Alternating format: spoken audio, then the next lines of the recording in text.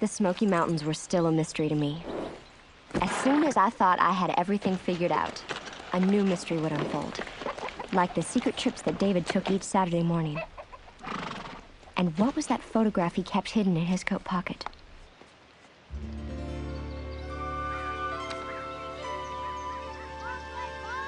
Where on earth did you get such a thing? What would your father say if they knew about this? Probably skin their hides for stealing it from them.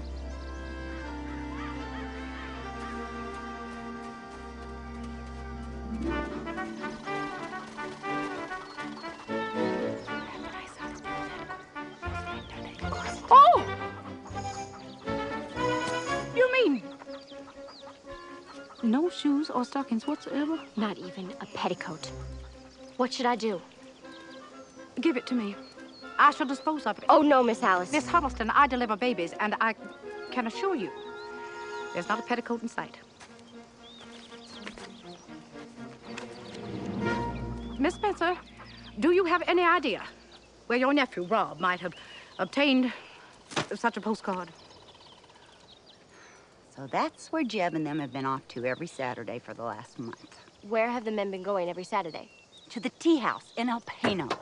Miss Spencer, are you certain that the men are not congregating on Saturdays to hunt? They're hunting, all right. There ain't a man alive who can resist a cup of tea if it's served in the right cup.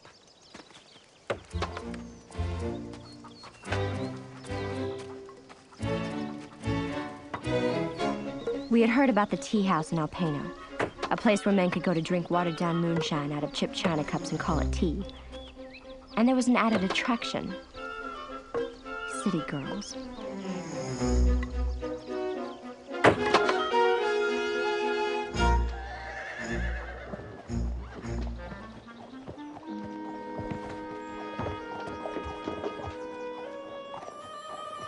Wake up, Ruby May. Miss Christy, why have you got your hat on? Oh, it's Saturday. We're going to go to town to get those new shoes you've been planning for. With the pointy toes, just like yours? Yes, but you better hurry up and get dressed. We might even stop for some tea.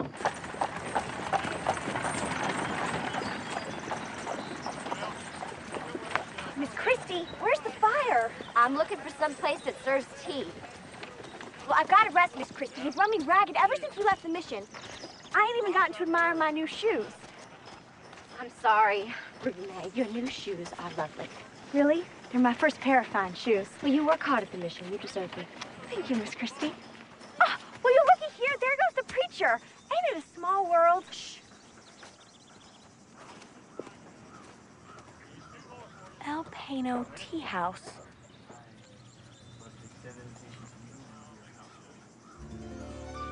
Why, he must have read your mind. He's having himself a cup of tea. What is that woman wearing, Miss Christy? Miss Christy? Miss Christy?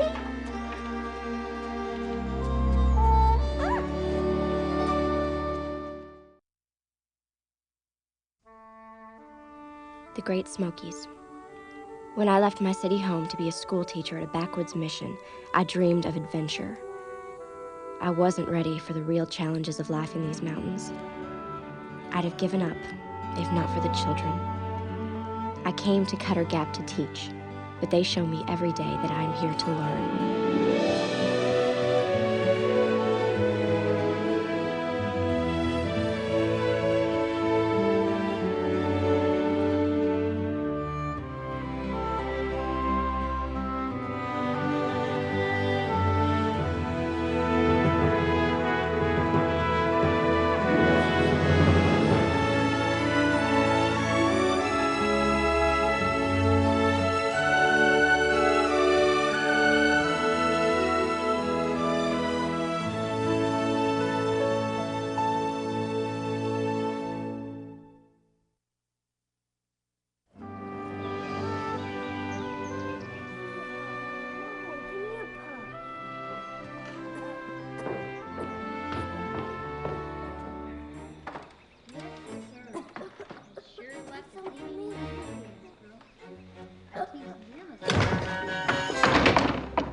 Give me that this instant. Creed. I am very disappointed in you boys. What do you have to say for yourselves? Like my daddy says, boys will be boys. That's all he had to say for himself, not a smidgen of shame. David, can't you see what's happening? I remember sneaking out and smoking rabbit tobacco. Is that supposed to make me feel better? Well, I turned out all right. Didn't I? What have you been doing in El Pano every Saturday? Why, I'm doing some business there.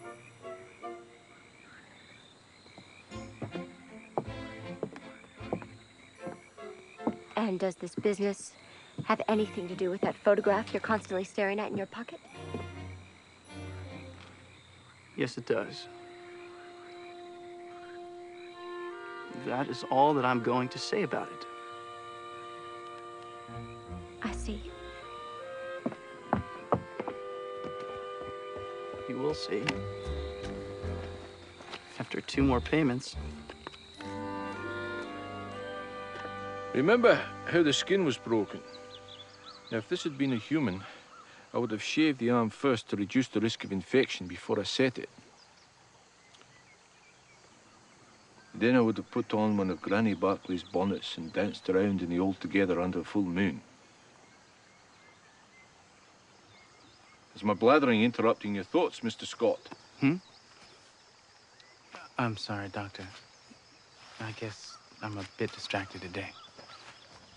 Where'd you find this bud? Around my place. Hung on my fence post. That's an ominous message. Not the first one either. Every morning, my horse is out. All my chickens are dead. Bird's eye Taylor. You know he hates your friendship with my Aunt Hattie. Well, he can just abide it. He isn't gonna run me off. Dan, keep your wits about you. Miss Christy? Dan? Well, Miss Huddleston, to what do I owe the pleasure of this visit? Camphor. We're out. You cannot tell me you came all this way just for camphor. Now, why don't you tell me why you're really here? I am a doctor, you know. People do confide in me all the time. The men of the cove have been frequenting a certain tea house in El Pano. I see. And you feel this tea may be poisonous to the men in some way? Yes. Yes, I do, don't you? Christy, some teas have a soothing effect, calming an otherwise troubled spirit. Surely you aren't siding with them. Fairlight and the women are very upset, and the children have taken to looking at naughty photographs. What do you want me to do about it? Can't you stop the men from going to the tea house? For the good of the families? Isn't that Irreverend Grantland's domain? No, he can't help. Well, I'm sure he'd be He happy can't to. help. He's going to the tea house himself. I saw him. That blundering fool has had you.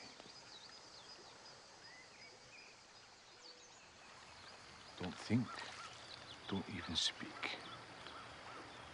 Just let the river pull you along.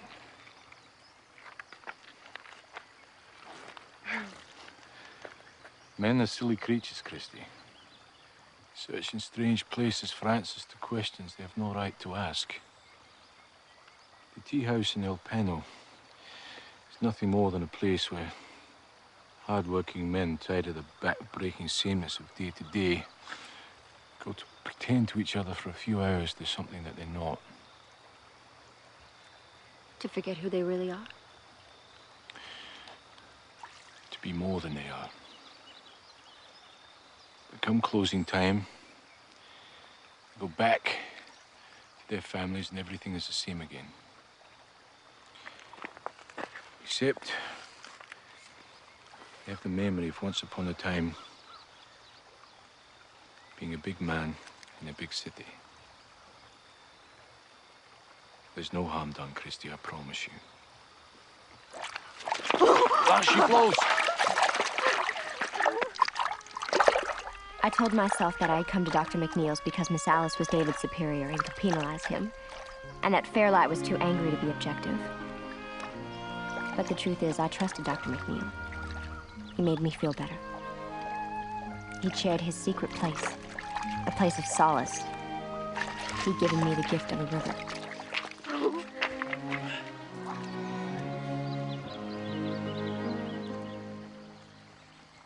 Have you ever been to the tea house?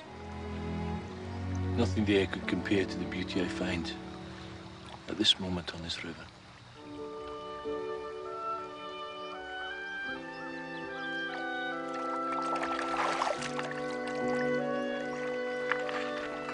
You'll be back. So will I. Tomorrow he'll be smarter. I'll have to be smarter to catch him. The dance is more important than the frying pan, Miss Huddleston.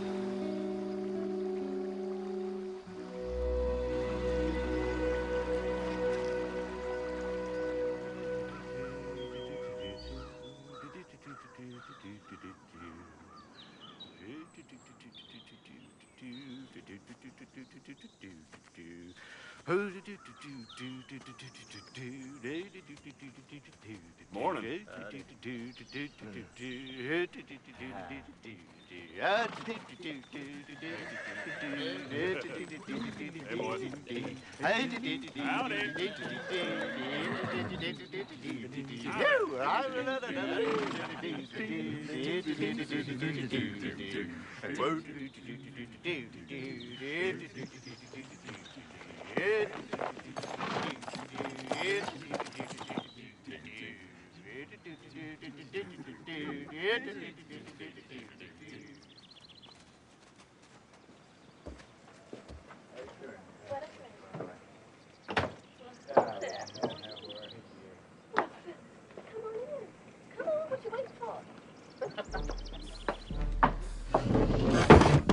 I feel like some tea. Would anybody care to join me?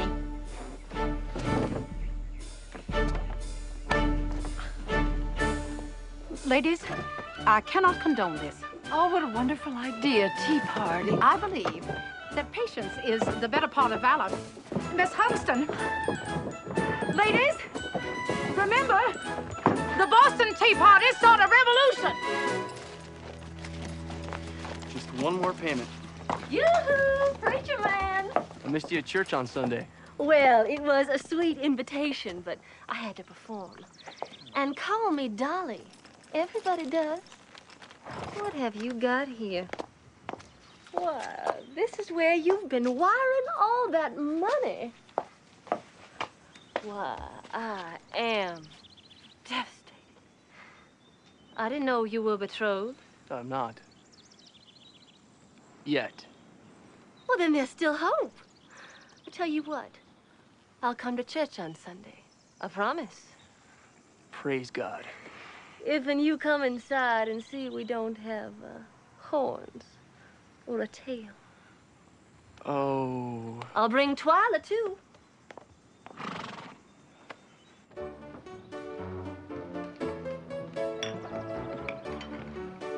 No, thank you, Miss Abigail. He don't drink tea. I don't? No, I don't. Thank you just the same. Miss Abigail, I would like to extend an invitation to you and your lady friends to join us at church tomorrow morning.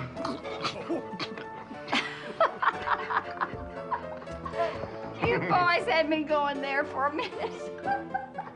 Church. I suppose you're the preacher. Yes, ma'am. As a matter of fact, I am.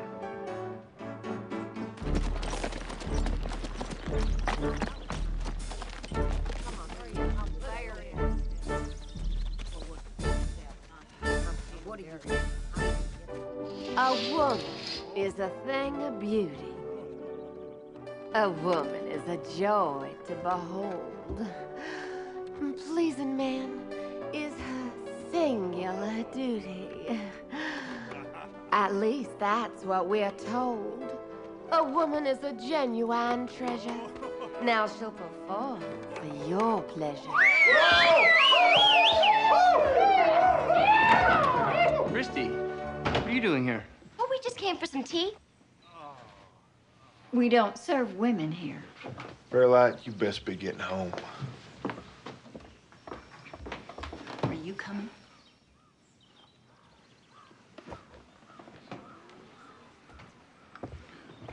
Christy, I think it'd be best if you and the other ladies would leave. If it's proper enough for a preacher, it's proper enough for us. You women are going to ruin me. No, they ain't. Let's get on with it.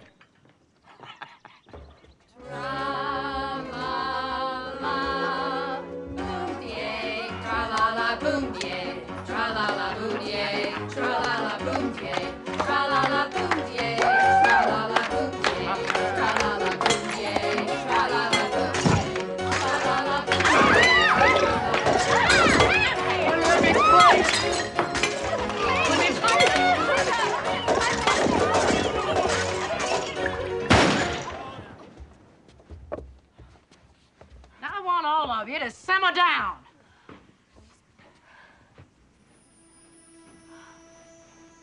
Margaret? Hello, Mother. Mac. You're just in time for my next number.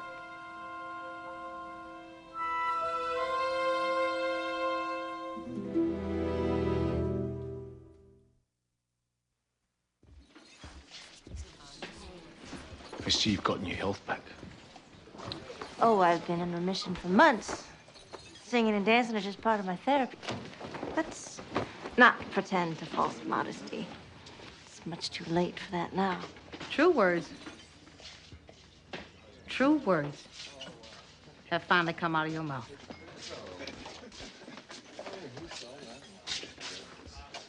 Too late. Miss Houston, you stay. I'd like to get to know my mother's new daughter. No, Christy, go. I knew Neil was right. I had no business here. But Margaret's eyes held me like a pin through a butterfly. I felt myself flutter, but couldn't move.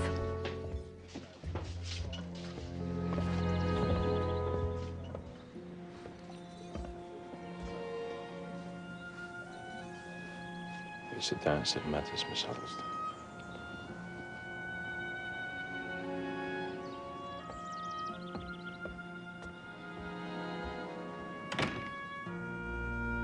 That door closing was one of the loneliest sounds I've ever heard. That night, I stayed awake wondering what was happening on the other side.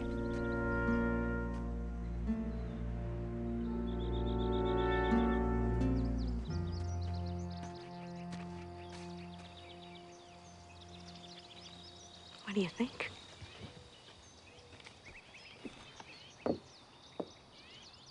I don't rightly know.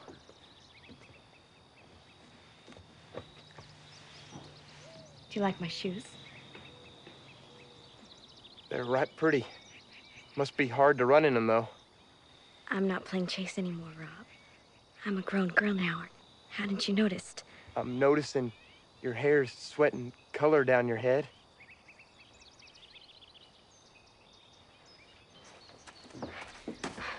Renee, what on earth have you done to your beautiful red hair? Why would you do such a thing? I'm trying to hold on to my man, that's what. Just because he don't know it yet, don't mean I'm going to lose him to no dancer women in El Pano.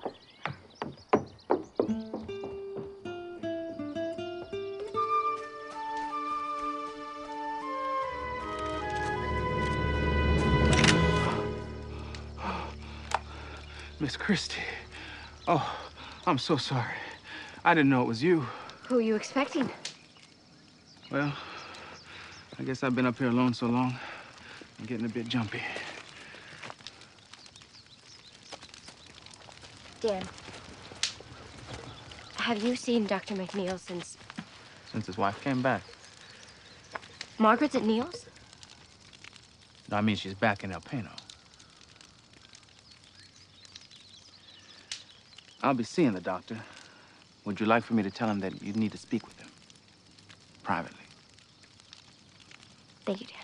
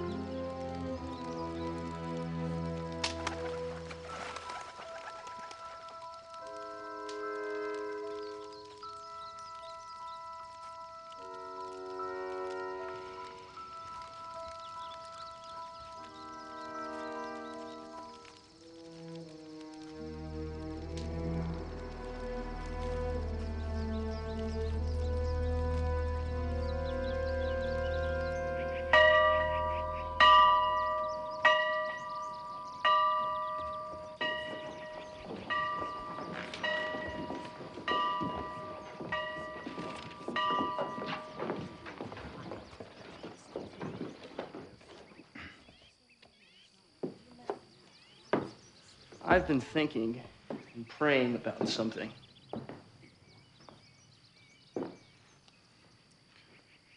The women always sit on this side, and the men on that side. After last night, I reckon some sat in different rooms. Try different cabins. I wished I'd had a different cabin. Well, I wished you did, too. Oh, you men just burned me up, acting like you're the ones that've been put upon. Woman, I got a pump knot on my head the size of a winter pine cone. No one left their heart in El Pano. Just some foolish pride. And about a ton of broken china. You need to forgive these men. And men, you can help by having respect for your wives and their feelings. Now, I want everybody to stand up and move to sit next to your husband or your wife. I mean it now. Jeb, stand up and take hold of your wife.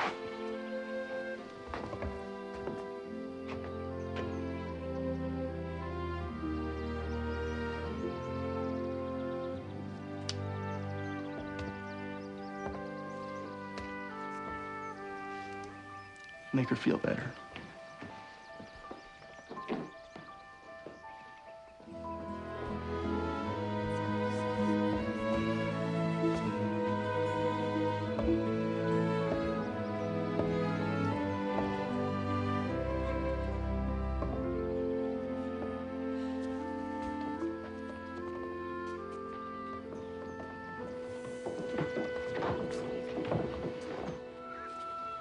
So what's Margaret going to do now?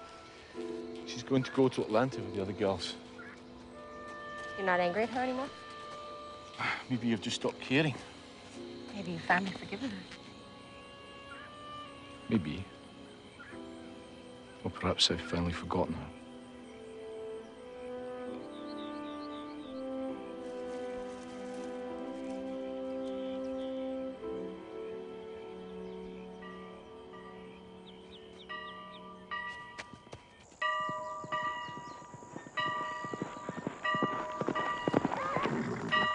It's Dan Scott's place. Hang on.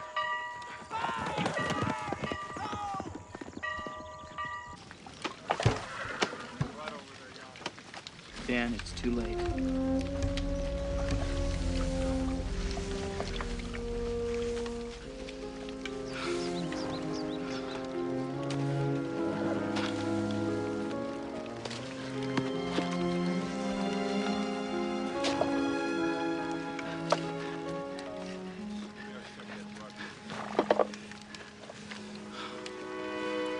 I'm sorry, Dan.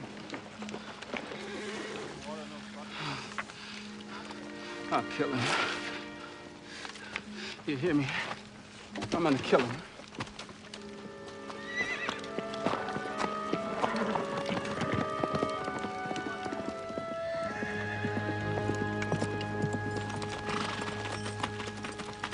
Dan!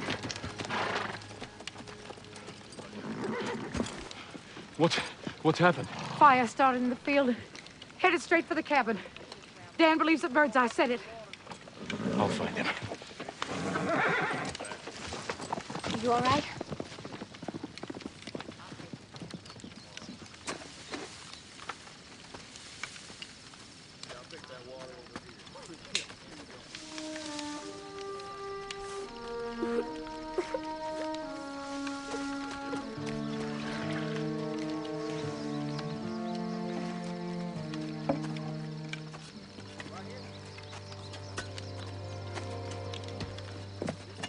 We'll help them rebuild.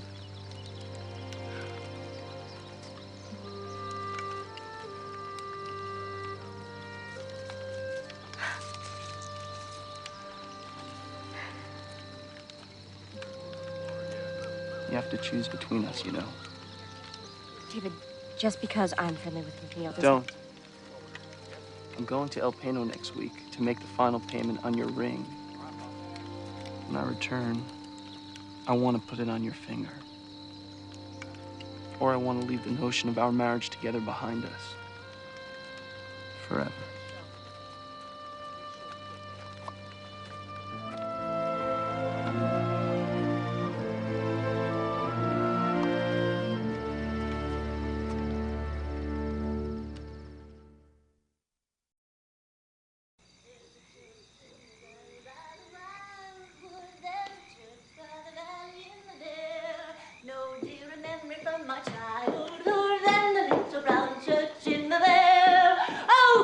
Come on, Mother, sing with me just this once.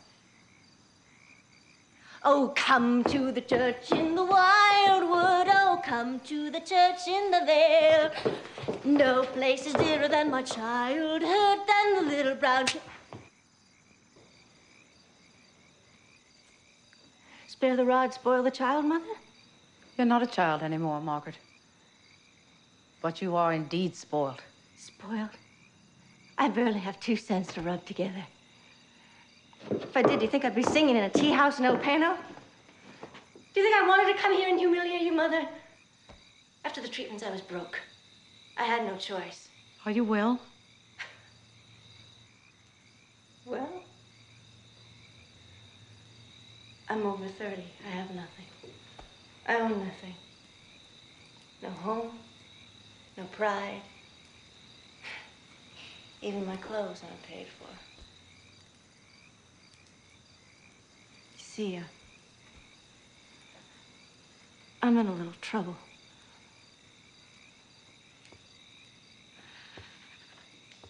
I need some money to pay off some debts in Atlanta. What if I were to get sick again? I have no money for medicine. Money?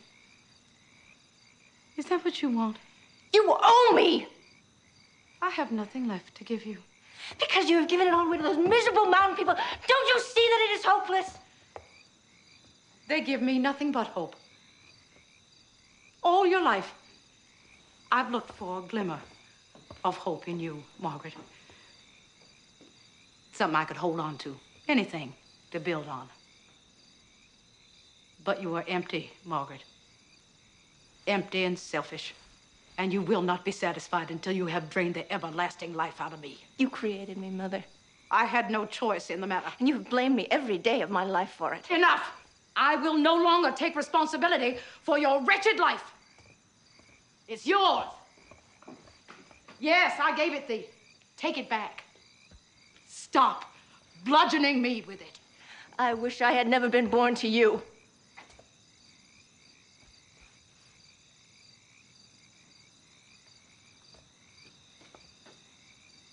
Then you shall have your wish.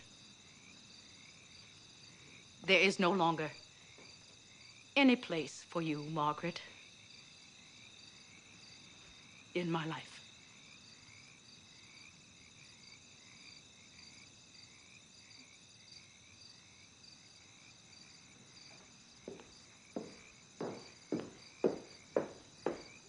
There's a church in the valley by the wildwood. There's a church in the valley by the jail. No dear memory of my childhood and the little brown church in the vale. Dan relentlessly pursued Birdseye. But I had a strong suspicion that Creed Allen was far more likely to provide an answer to the fire than the tight-lipped Birdseye Taylor. Creed here. Oh, you can't see him.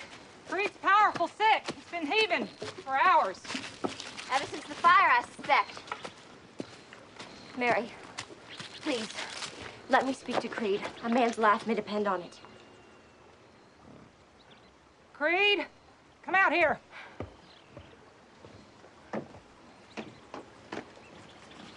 Did you smoke rabbit tobacco outside of Dan's place? He don't do that no more. Did you drop it in the field, Creed, by accident? No. Gotta go inside now. Lay down. Sick. You listen to me, Creed. Nothing in the world makes you sicker than living a lie. Nothing.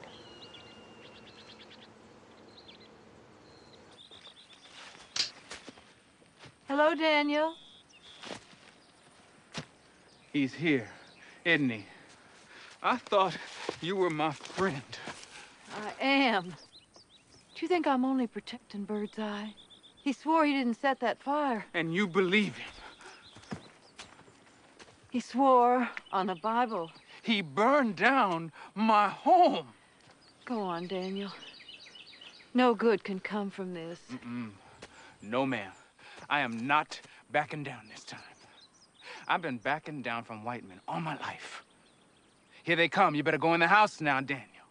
Don't look them in the eye, Daniel. It makes them mad. Well, I got just as much right to be on this land as he does. Do you hear me, Birdseye Taylor? Why don't you show yourself? Face me like a man instead of sneaking around like the chicken-stealing thief you are. I'm not some horse you can spook. I'm not some bird you can break. I'm a man. Shoot me, they'll lynch you. Sure as the world. Dan? Dan! No, no, I did it, Mr. Dan. I didn't mean to. Please don't shoot Birdseye. It was an accident. Creed was smoking rabbit tobacco out back at your place, and it got away from him.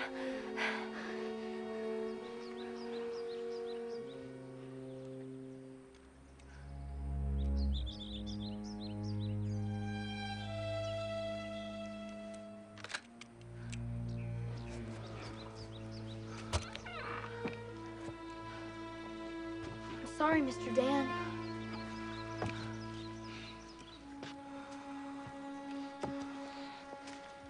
Sorry.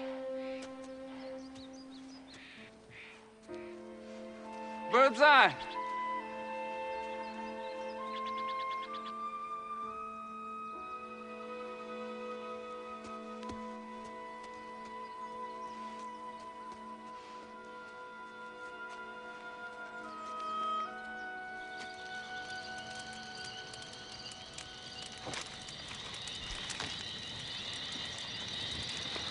Dan. Past supper time, Daniel. We've come to take you to the mission. He didn't do it, Miss Alice. I accused an innocent man. Birdseye has been hateful to you. It was an honest mistake. Was it? It's a fact that Birdseye Taylor's ignorant and taken to meanness. Yeah, but he didn't do this. He didn't burn down my cabin. And I blamed him for it. I tracked him and I hunted him down with the same hate that's chased me all my life.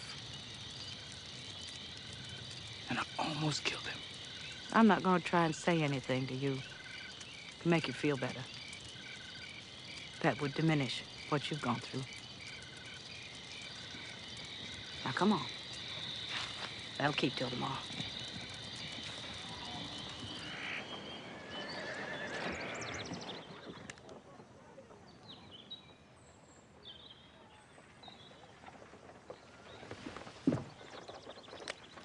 Make yourself at home. I'm sorry. It's lovely. I couldn't help myself. Forget it. No one minds their manners around me, so I don't either.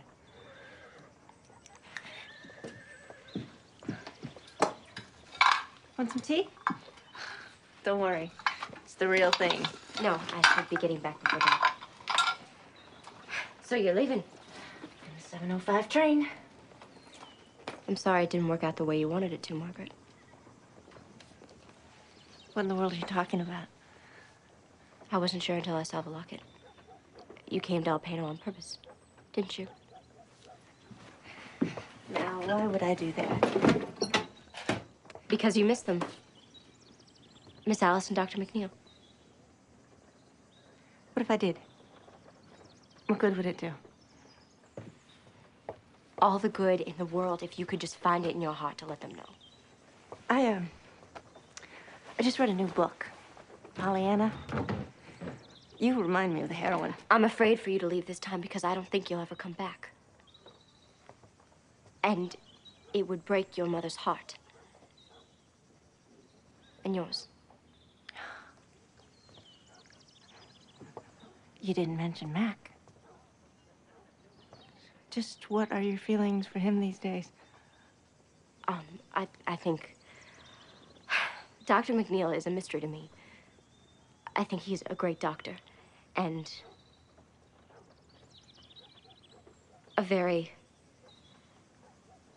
confusing man. He'd eat you alive.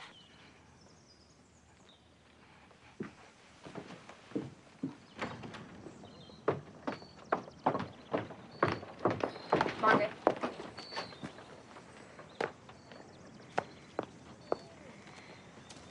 I'll tell you this about Dr. McNeil. He is worth fighting for. But just think about that before you wake up old and alone. Are you gonna marry him? The preacher, I mean. You should, you know. I know.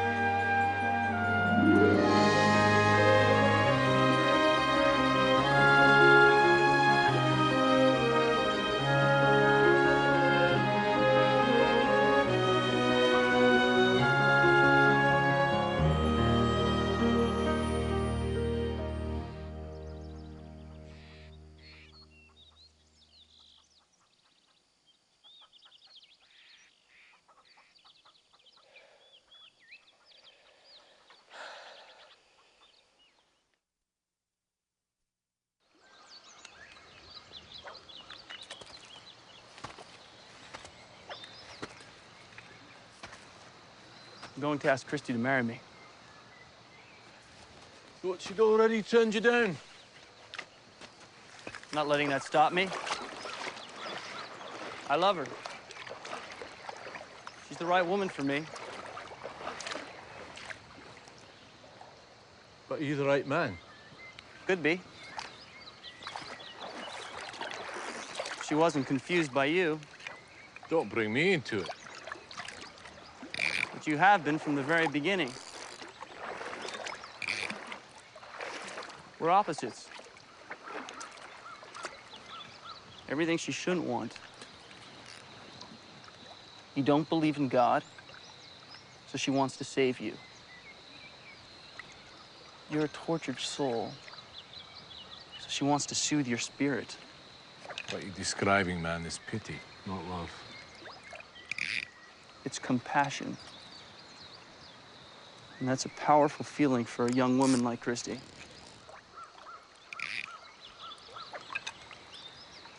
Let her go.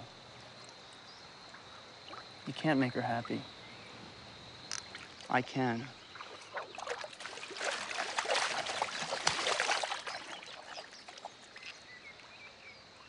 Got away.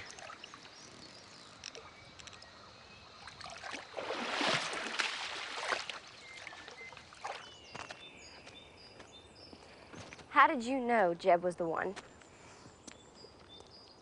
Let me ask you a few questions. When you wake up in the morning, who's the first person you think about? David. Well, he's always hammering or something.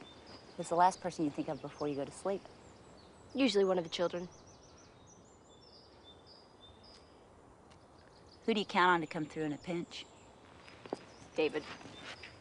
Who makes you laugh? Who makes your blood boil and make you so mad? Neil McNeil. But he doesn't mean anything. Who's your best friend, Christy? Who do you tell your deepest thoughts to?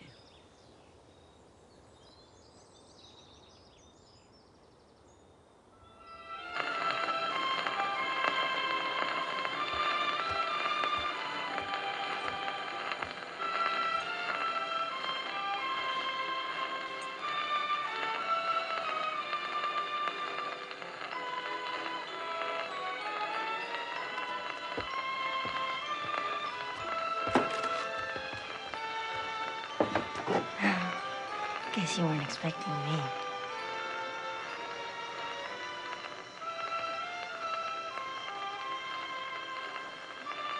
I want to come home, Matt.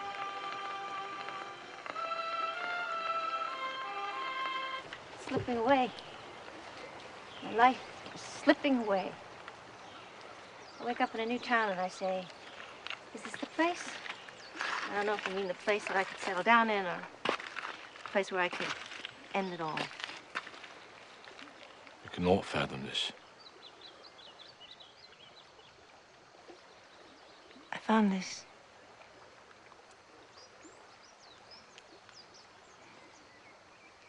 You kept it. I remember the look on your face when you put this on my finger. I had never seen a man so much in love. And I imagine you've seen quite a few. But I'll wager no one more devastated than me when you left them thinking you were dead! Neil. Neil. I don't expect you to welcome me back with open arms. Although I have spent many a night dreaming that you would. How could you even think that? Because you're the only man I've ever loved. Because I have run as far as I can on the road to lead me back home. To you. I need you.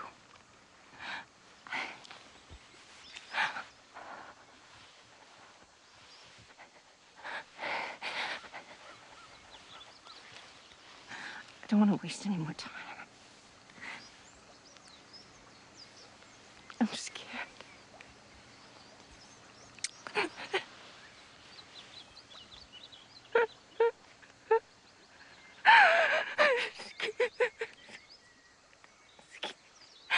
scared of dying alone.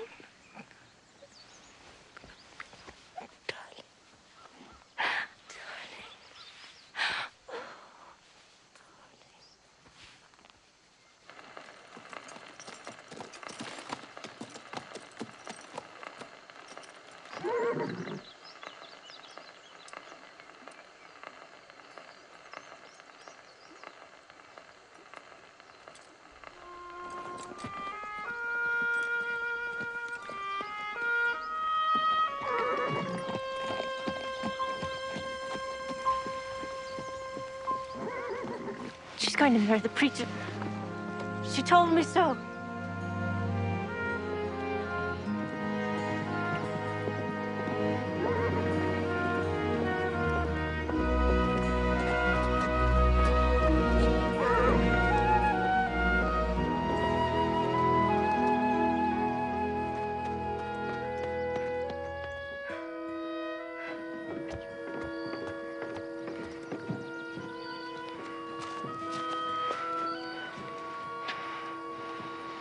It's all right.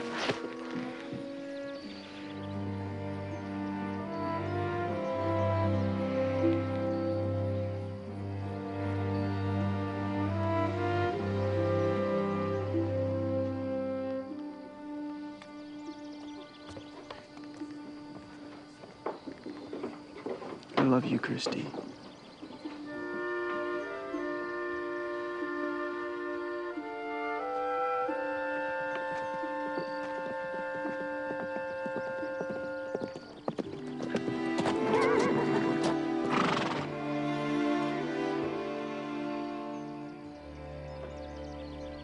The heart is a wild and wondrous thing.